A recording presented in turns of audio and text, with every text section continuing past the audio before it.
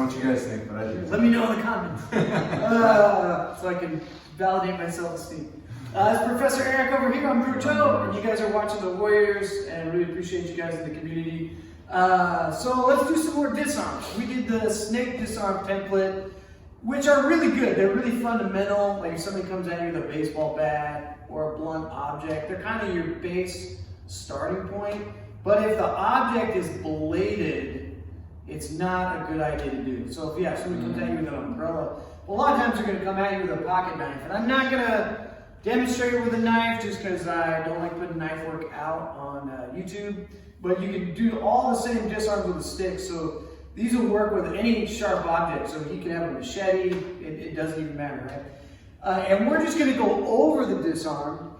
But a good philosophy to have, like if you try to take a swing at me, is see, I want to hit a few times before whatever disarm I do. When we practice them, sometimes we take out the hit, knowing that the hit must be in there. Because if he takes a swing, and I try to do like this, even if it was just like half speed, I'm never going to get it. And in fact, if you swung a little bit, I'm probably just going to get out of the way and hit the hand. Choreography, we didn't plan for that one. So don't think you're like a superhero or that I'm advocating that, oh, you're going to just jump in the way and you're going to get the disarm. Like I pull this off in sparring, but a lot of times I hit the guy in the throat, I hit the hand, I hit the leg, and then I'll take the disarm, right? And punches might be coming, all that kind of stuff. But this is just the disarm template. So this is known as the Agaw. Agaw just means ejection, meaning that you're not going to keep it. Where like snake and vine, sometimes you retain it. Yeah, again, because if it's not bladed, like again, I could go here and just grab the thing and just retain it.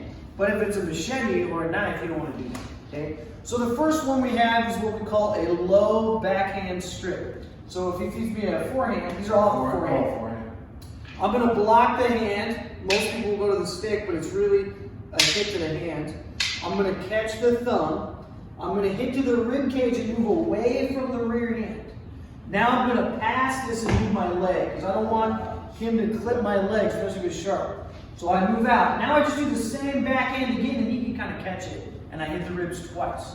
So one more time. So block, check, hit. When I retract, that's when I'm going to hold. And now I'm just going to push through with my forearm. Hit the ribs. He'll go for this. So if you see, I just want to hit things along the way.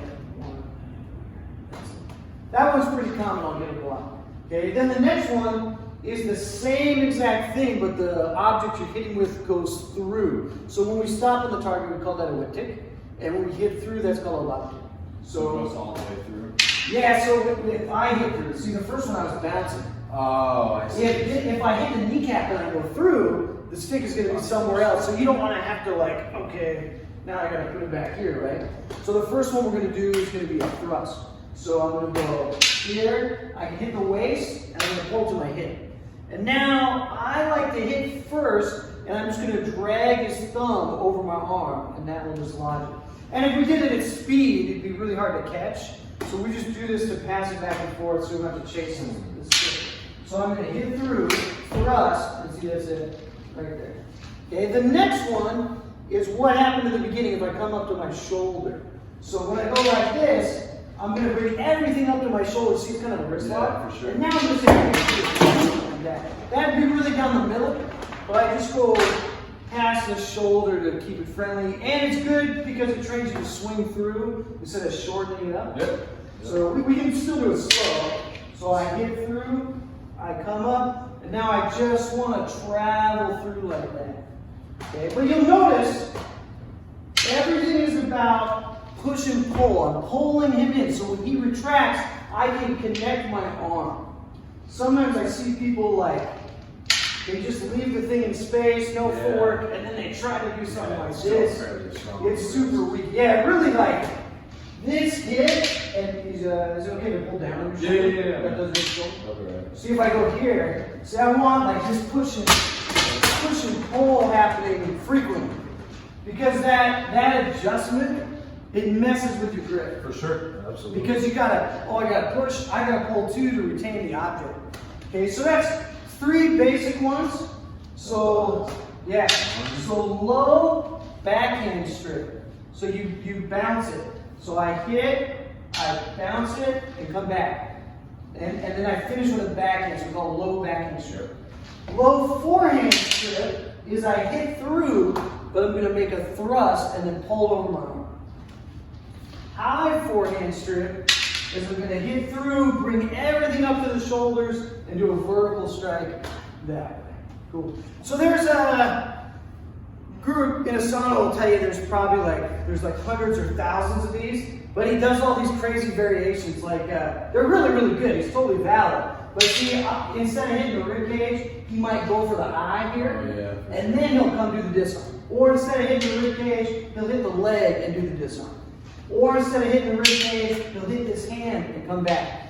And sometimes he'll designate, well, that's 1, that's 2, that's 3, that's 4. To me, they're all the same disarms. Something different. Yeah, you're just hitting something different. So there's 12 to 15 core ones that work this way, because there's only so many ways you can orientate your hand.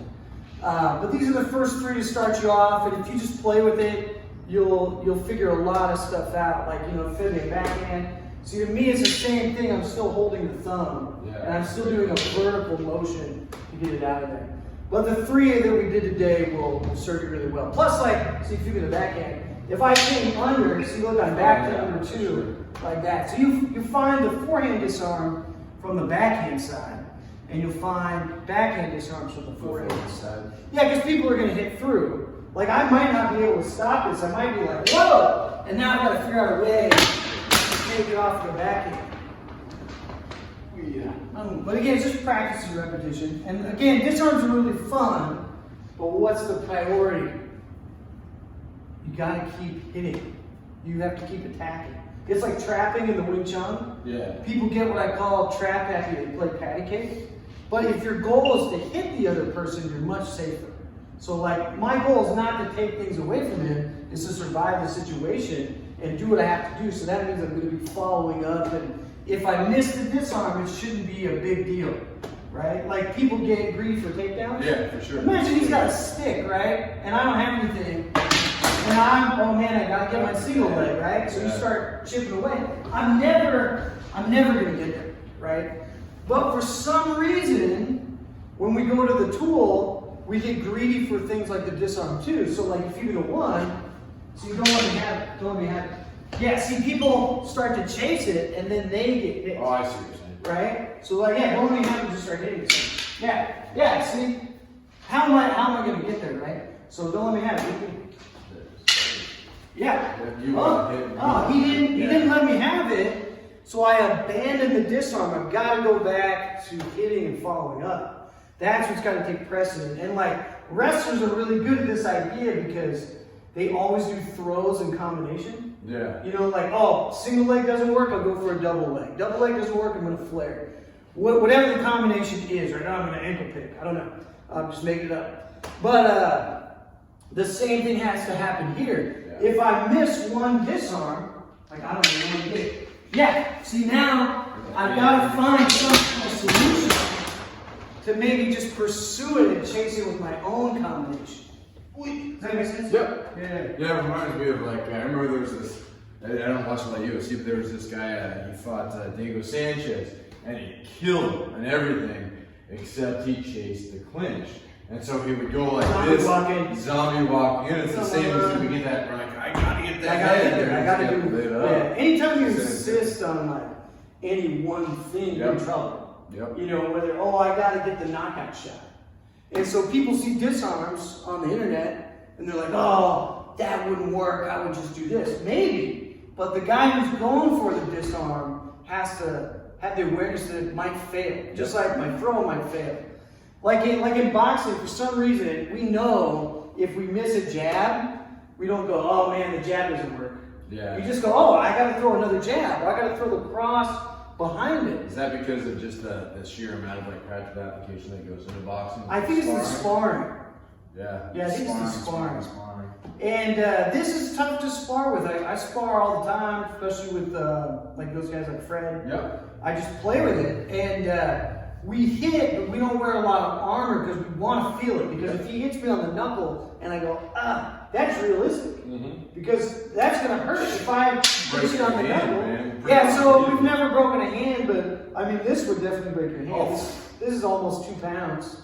So you got to be able to play with it in a setting where you get those reactions.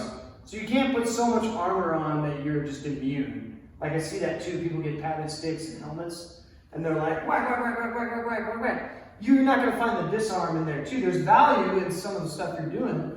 But if you take a realistic tool and like, I'm gonna hit you, you're gonna hit me, we don't hit to the head, I'll just touch him in the shoulder. But I still like, you hit the shoulder like that, you're like, ah! You know, it makes you move. And if you can get the disarm with those kind of qualities and timing, you can really do it. I don't think it's gonna hold you back. In fact, you know, I never want to be put in the situation, but I've disarmed 2 knives in real life. And nobody got hurt, luckily, especially me.